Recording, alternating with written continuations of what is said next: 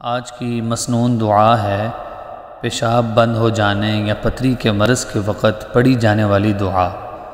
ربنا اللہ الذی فی السماء تقدس اسمک امرک فی السماء والارض کما رحمتک فی السماء فاجعل رحمتک فی الارض واغفر لنا حوبنا وخطایانا انت رب الطیبین فانزل شفاء من شفائک وَرَحْمَةً مِّن رَحْمَتِكَ عَلَى هَذَا الْوَجْعِ۔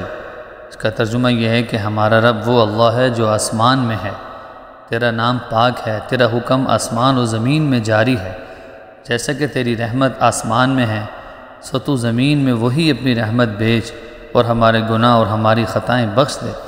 تو پاکیزہ لوگوں کا رب ہے، سو تو اپنی شفاؤں میں سے ایک شفا اور اپنی رحمتوں میں سے ایک رحمت اس درد پر اتار دے۔